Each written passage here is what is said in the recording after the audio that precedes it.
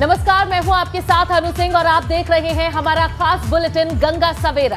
नमस्कार, मैं हूं आपके साथ जया मिश्रा। यूपी उत्तराखंड से जुड़ी हर अहम खबर के साथ हाजिर हैं हम। यूपी और उत्तराखंड में आज चुनाव में महज दिन कुछ ही बचे हैं। ऐसे में यहां का माहौल पूरी तरह से चुनावी हो गया है। बिल्कुल अनु, और हर चुनावी माहौल में चुनावी खबर आपको दिखाते हैं, साथ ही साथ आपके सरोकार से जुड़ी हर खबर भी आप तक पहुंचाएंगे। तो चलिए फौरन करते हैं बुलेटिन की शुरुआत विजय तिलक के साथ।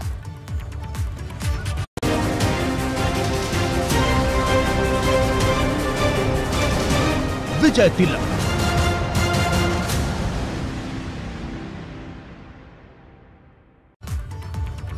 तो 5 राज्यों में विधानसभा के चुनाव होने वाले हैं, लेकिन सबकी नजरें टिकी हैं यूपी के रण पर। और यूपी में होने वाले चुनाव को लेकर भाजपा लगातार मंथन कर रही है और आज भी दिल्ली में मंथन का दौर जारी रहेगा। आज भाजपा की केंद्रीय चुनाव समिति की बैठक होने वाली है। अहम खबर, इस बैठक में पीएम मोदी समेत भाजपा के कई दिग्गज नेता शामिल होंगे। और आज लगभग सुबह 10 बजे ये बैठक शुरू होने वाली है। आज जिन नेताओं को बैठक में शामिल होना है उन सभी का RT-PCR टेस्ट हुआ है, क्योंकि कोविड की रफ्तार भी बढ़ती हुई और इस बीच एहतियात बढ़ते जा रहे हैं। इसी एहतियात के बीच ये बैठक हो रही है और आज दिल्ली में भाजपा का महामंथन हो रहा है। लगातार उम्मीदवारों के नामों पर मंथन किया जा रहा है। क्या चुनावी रणनीति अब यहां से चुनावों तक होनी चाहिए, इसी को लेकर लगातार मंथन। और आज भाजपा CEC की बैठक होने जा रही है। कई दिग्गज इसमें शामिल होंगे।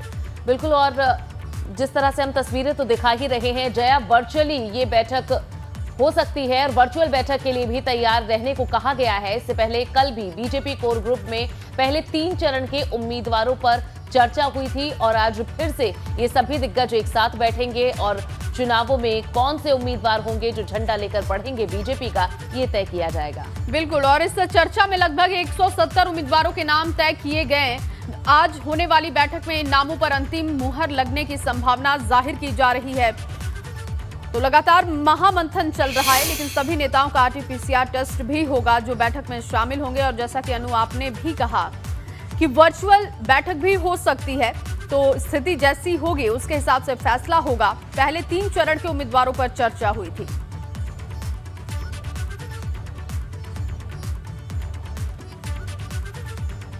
और चलिए जया, अब आगे बढ़ लेते हैं और सीएम योगी आदित्यनाथ की बात आपसे करते हैं, जहां ऐसी भी खबर है कि सीएम योगी राम की नगरी अयोध्या से चुनाव लड़ सकते हैं। दिल्ली में बीजेपी कोर ग्रुप के नेताओं के बीच इस पर चर्चा हुई है। और मुख्यमंत्री योगी आदित्यनाथ के अयोध्या से विधानसभा चुनाव लड़ने की चर्चा के बीच सूत्रों के हवाले से बेहद अहम खबर है कि केंद्रीय चुनाव समिति प्रधानमंत्री नरेंद्र मोदी इस पर आखिरी फैसला ले सकते हैं। तो जया, कल तक चर्चा थी कि मथुरा से वे चुनाव लड़ सकते हैं और पश्चिमी यूपी को वे साध सकते हैं, लेकिन अब ये जानकारी कि अयोध्या से भी वे चुनाव लड़ सकते हैं। क्या अयोध्या वो फाइनल सीट होगी जिससे मुख्यमंत्री योगी आदित्यनाथ चुनाव लड़ेंगे, क्योंकि इस वक्त वे MLC हैं और वे विधान परिषद के सदस्य हैं। इससे पहले वे सांसद थे गोरखपुर से, लेकिन जब उन्हें यूपी का CM बनाया गया तब उन्होंने अपने सांसद पद से इस्तीफा देकर और वे MLC बने। एक तरफ भाजपा मंथन कर रही है तो दूसरी तरफ चुनाव से ठीक पहले भाजपा में भागम भाग भी मची है, क्योंकि जहां मंगलवार को स्वामी प्रसाद मौर्य ने इस्तीफा दे दिया, कुछ और झड़ी भी लगी थी। बिल्कुल अनु, और स्वामी प्रसाद मौर्य के बाद एक ही दिन बाद दारा सिंह चौहान ने इस्तीफा देकर भाजपा को बड़ा झटका दे दिया। अब इनके समाजवादी पार्टी में जाने की चर्चा हो रही है। ये रिपोर्ट देखिए।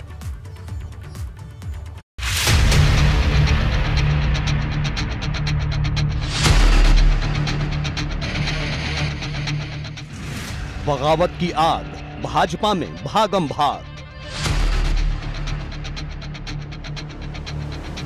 पहले स्वामी, अब दारा, अखिलेश ने दिया सहारा। 24 घंटे में 2 मंत्रियों का इस्तीफा, भाजपा को लगा डबल झटका।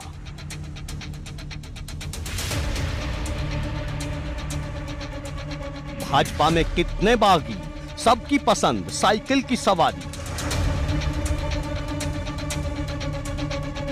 बैक टू बैक 2 मंत्रियों के इस्तीफे से यूपी की राजनीति में भूचाल आ गया है, क्योंकि अभी भाजपा स्वामी प्रसाद मौर्य के इस्तीफे से संभल भी नहीं पाई थी कि वन मंत्री दारा सिंह चौहान ने इस्तीफा देकर हड़कंप मचा दिया। दारा सिंह चौहान ने भी स्वामी प्रसाद मौर्य की तरह दलित और पिछड़ों की उपेक्षा का आरोप लगाया और भाजपा को टाटा बाय बाय कह दिया कि जिस पिछड़े समाज के नाते, जिस दलित समाज, वंचित समाज के जो उपेक्षित थे, जिनके आशीर्वाद से, जिनके सहयोग से इतना बड़ा मैंडेट मिला, सरकार बनी और उनको हम न्याय तक नहीं दे पाए, उनके साथ इंसाफ नहीं कर पाए, इसी से आहत होकर के हम लोगों ने इस्तीफा देने के बाद अटकलें लगाई जा रही थी कि दारा सिंह चौहान की अगली मंजिल समाजवादी पार्टी होगी। तभी अखिलेश यादव ने दारा सिंह चौहान के साथ अपनी मुलाकात की एक तस्वीर ट्वीट कर सभी अटकलों को सच का रंग दे दिया। लेकिन भाजपा में शुरू हुई ये भागम भाग यहीं खत्म होती नहीं दिखती।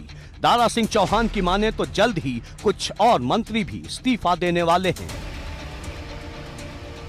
हमारे सारे प्रदेश के नेता, हमारे केंद्र के नेता, सारे लोग जानते हैं कि सबसे सारे लोगों से मैंने गुहार लगाई कि सरकार में जो दलित है, पिछड़े हैं, वंचित हैं और नौजवान को न्याय नहीं मिल पा रहा है। अपने प्रदेश में जो भी हमारे समर्थक साथी है, जिनके नाते हम लोग राजनीति में है, जिनके नाते हमारी ताकत है, उन सारे लोगों से बात करने के बाद जैसा फैसला होगा वैसा मैं निर्णय लूंगा।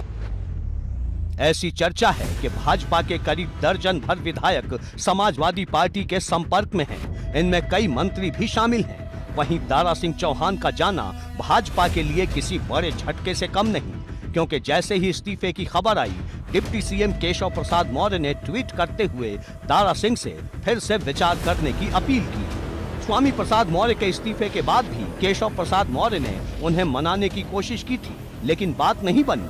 अब 14 जनवरी को स्वामी प्रसाद मौर्य, दारा सिंह चौहान और जिन विधायकों ने इस्तीफा दिया है वो सब समाजवादी पार्टी में शामिल हो सकते हैं।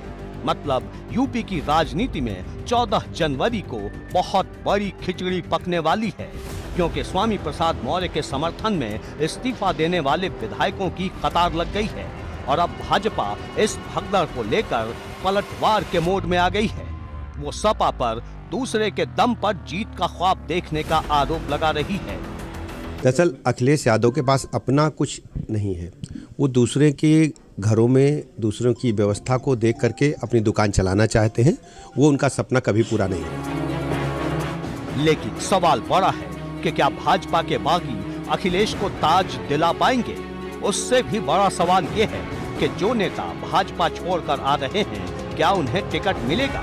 और अगर मिलेगा तो उन नेताओं का क्या होगा जो लगातार समाजवादी पार्टी से जुड़े हुए हैं और टिकट की उम्मीद लगाए बैठे हैं? या फिर अखिलेश यादव को सिर्फ जिताऊ उम्मीदवार ही नजर आ रहे हैं? एबीपी गंगा के लिए लखनऊ से अनुभव शुक्ला के साथ ब्यूरो रिपोर्ट। और चलिए अब बात कर लेते हैं समाजवादी पार्टी के गठबंधन की। सपा गठबंधन भी आगामी चुनावों को लेकर एक्टिव है। एक तरफ अखिलेश यादव लगातार पार्टी के नेताओं को उनसे मुलाकात कर और कई नेता हैं उन्हें शामिल भी करा रहे हैं पार्टी में, तो वहीं दूसरी तरफ उम्मीदवारों को लेकर भी लगातार मंथन चल रहा है। और कहा जा रहा है कि यूपी में पहले और दूसरे चरण के विधानसभा चुनाव के लिए सपा गठबंधन के उम्मीदवारों की लिस्ट आज शाम तक जारी भी हो सकती है। वहीं सीटों के बंटवारे के लिए सपा के अध्यक्ष अखिलेश यादव ने पार्टी के सहयोगी दलों के नेताओं के साथ बुधवार को बैठक की है, जिसमें टिकट बंटवारे को लेकर विचार विमर्श किया गया है गहनता के साथ। और आपको बता दें कि आगामी विधानसभा चुनाव में सपा के साथ राष्ट्रीय लोकदल, महान दल, प्रगतिशील समाजवादी पार्टी, जनवादी पार्टी, सुहेलदेव भारतीय समाज पार्टी समेत कई अन्य दलों ने गठबंधन किया है।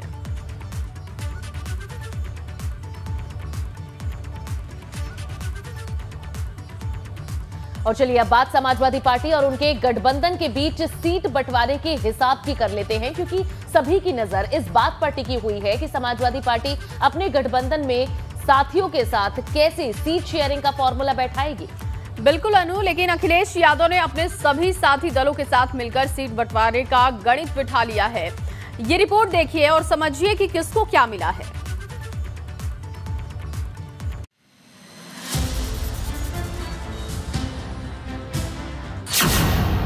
अखिलेश की लाल किताब, सीट बंटवारे का पूरा हिसाब। अखिलेश यादव का गुलदस्ता, खुलेगा जीत का रास्ता। यूपी में जीत का डंका बजाने के लिए अखिलेश यादव ने चुनावी बिगुल बजा दिया है। बुधवार को पूरे देश की निगाहें समाजवादी पार्टी और उनके गठबंधन के साथियों पर टिकी रही, जहां अखिलेश यादव ने लखनऊ में अपने सभी साथी दलों से सीट बंटवारे पर चर्चा की और पहली बार अखिलेश यादव के गठबंधन वाले सभी साथी एक साथ एक मंच पर नजर आए। इस तस्वीर में अखिलेश यादव के साथ शिवपाल यादव, उनके बेटे ओम प्रकाश राजभर, उनके बेटे कृष्णा पटेल, राजेंद्र चौधरी, केशव देव मौर्य, आशीष चौहान और मसूद नजर आ रहे हैं। जानकारी के मुताबिक अखिलेश यादव ने सभी दलों के साथ मिलकर सीट शेयरिंग का पूरा गणित बिठा लिया है, बस ऐलान करना बाकी है। जानकारी के मुताबिक ओम प्रकाश राजभर की सुभाषपा को 8 सीट, शिवपाल यादव की प्रसपा को 6, केशव देव मौर्य के महान दल को 3, संजय चौहान की जनवादी पार्टी को 3, जयंत चौधरी की रालोद को 25 से 30 सीटें और टीएमसी और एनसीपी को 1 सीट मिल सकती है।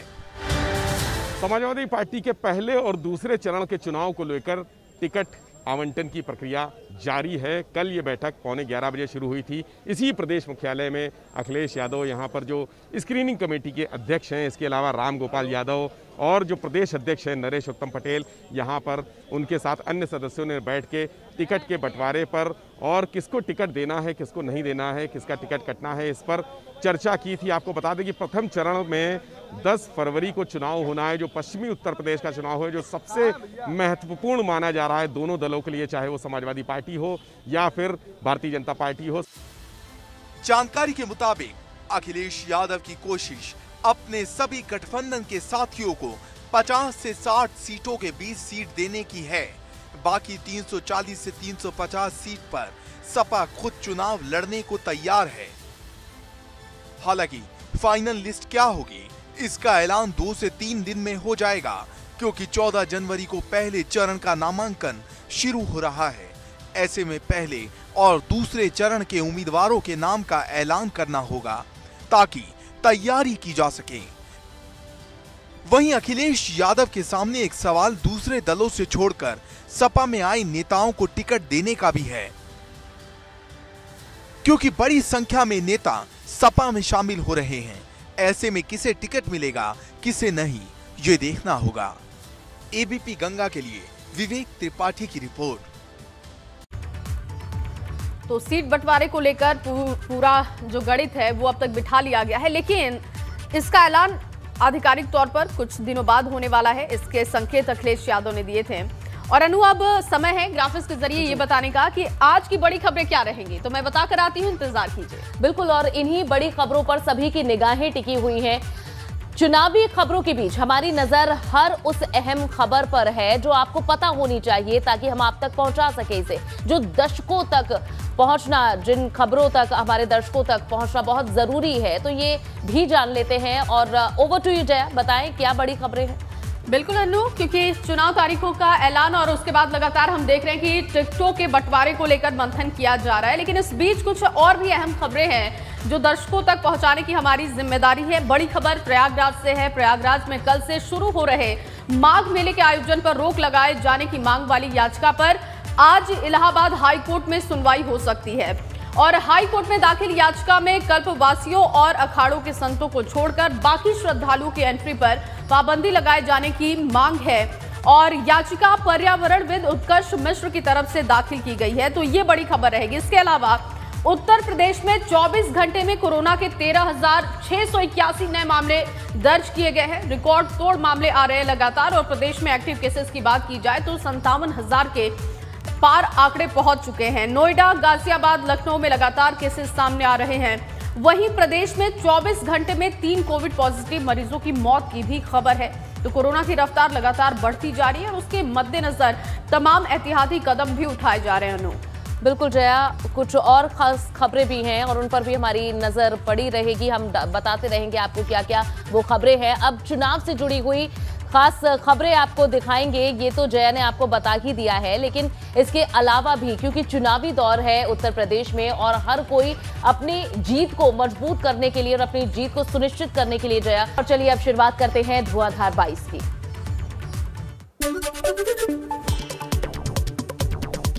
इमरान मसूद ने 8 साल बाद समाजवादी पार्टी की वापसी की है। कांग्रेस छोड़ अखिलेश की साइकिल पर हुए सवार विधायक मसूद अख्तर और नरेश सैनी ने भी सपा ज्वाइन की।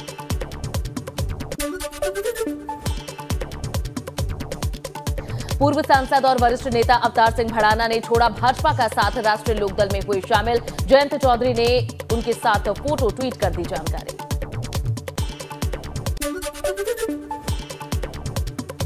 बसपा को बड़ा झटका देने की फिराक में भाजपा। पूर्व स्वास्थ्य मंत्री अनंत मिश्रा ज्वाइन कर सकते हैं भाजपा। बसपा महासचिव सतीश चंद्र मिश्रा के भाई लगते हैं अनंत मिश्रा।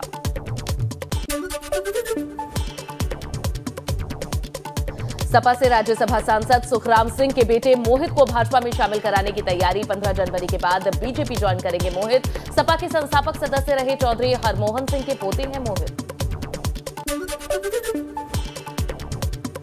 यूपी में मकर संक्रांति के बाद कांग्रेस जारी करेगी उम्मीदवारों की पहली सूची। पश्चिमी यूपी के 100 से 125 प्रत्याशी किए जाएंगे घोषित।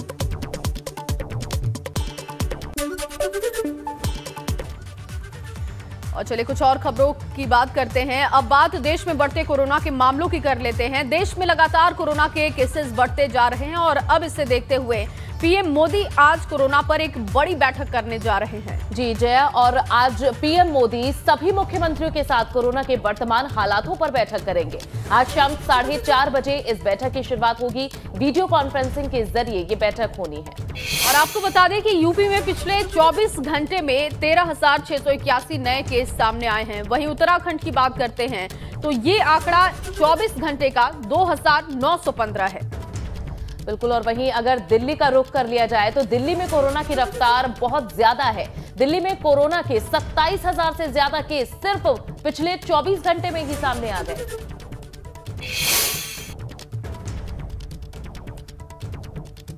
तो दिल्ली में 24 घंटे में 27,000 केसेस और पीएम मोदी कोरोना पर महामंथन करेंगे। आज एक बड़ी बैठक होने जा रही है। लगातार जो स्थिति बनी हुई है अनु, उस पर प्रधानमंत्री की भी नजर है। इससे पहले भी पीएम ने बैठक की थी और सभी से उन्होंने अपील की थी कि आप वैक्सीन जरूर लगवाएं। बिल्कुल, और देखिए ये केसेस बढ़ रहे हैं, यही कारण है कि जो चुनाव आयोग है उसने इतनी पाबंदियां लगाई क्योंकि धड़ाधड़ रैलियां हो रही थी। ऐसे में कोरोना के और फैलने की आशंका थी।